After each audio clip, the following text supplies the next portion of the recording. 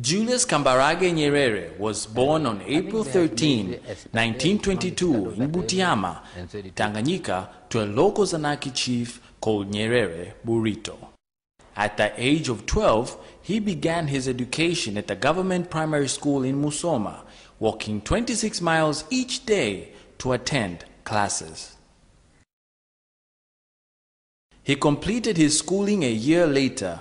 He was then transferred to Tabora Boys Government Secondary School in 1943 and later moved on to Makerere University in Uganda for a certificate in education.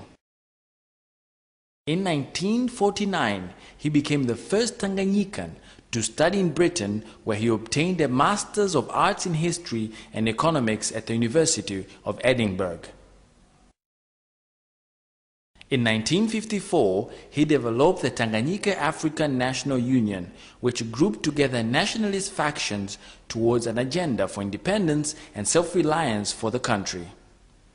Nyerere was forced by the colonial authorities to choose between his teaching career and his interest in political activities. He was reported as saying that he was a schoolmaster by choice and a politician by accident. In due course, he entered the Legislative Council in 1958 to become the Chief Minister in 1960. A year later, Tanganyika was granted internal self-government and Nyerere became Prime Minister. Nyerere's integrity, his ability as a political orator and organizer, and his readiness to work with different groupings was a significant factor to achieving independence without bloodshed. In this, he was helped by the cooperative attitude of the last British governor, Sir Richard Turnbull.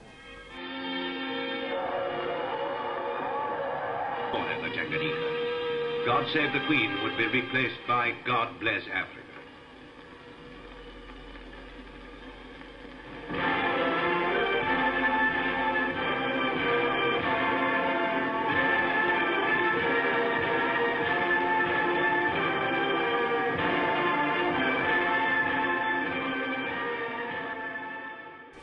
Tanganyika got full independence in December 1961, and a year later he was elected president of the republic in 1962.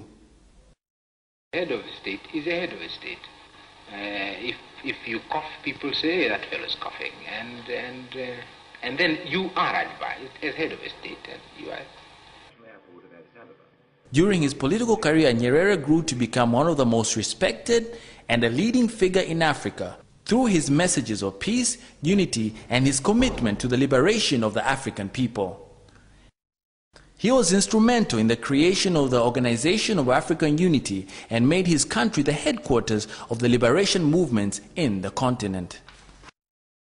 Nyerere believed in the gradual approach of the African unity through regional blocs. He was so determined to build the East African Federation that he offered to delay the independence of Tanganyika so that the three East African countries, Kenya, Uganda, and Tanganyika, would attain independence on the same day as a collective entity in order to unite under one government. Unfortunately, the leaders in the other two countries did not reciprocate his feelings. Nyerere never gave up. In 1964, he engineered the Union of Tanganyika and Zanzibar, the first such union of independent countries on the African continent, and he remained committed to the goal of African unity on a continental scale until his last days. The East Africa Community was founded in 1967 as an economic association of East African countries. It began with a declaration of intent between Kenya, Tanzania, and Uganda to improve trade, communications, and economic development. Due to political differences and foreign interference, the community broke in 1977. However, a new East African community, which includes Tanzania, Kenya, and Uganda, was officially relaunched in 1999 in Tanzania's northern town of Arusha. A few years later, Burundi and Rwanda also joined. As president, Nyerere had to steer a difficult course. By the late 1970s, Tanzania was one of the world's poorest countries. Like many others, it was suffering from a severe foreign debt, a decrease in foreign aid. The emerging of classes of the haves and the poor concerned him. Instead of leaders becoming servants, they developed the appetite for wealth. This led to Nyerere to come with a new policy to correct the growing gap.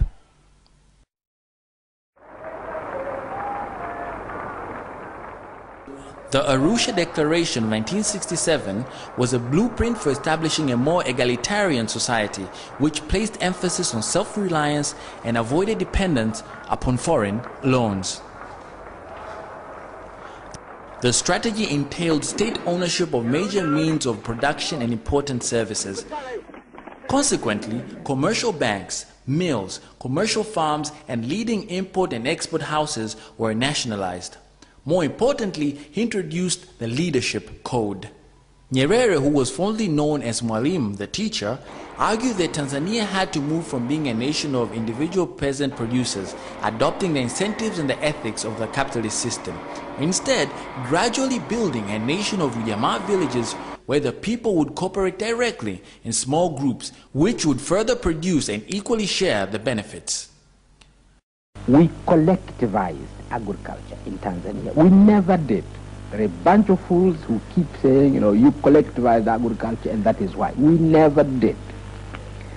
And the Arusha Declaration states very clearly that if you are going to build socialism, it has to be voluntary. And we define a Ujamaa village, we say it's a village where people live together, work together for the common good.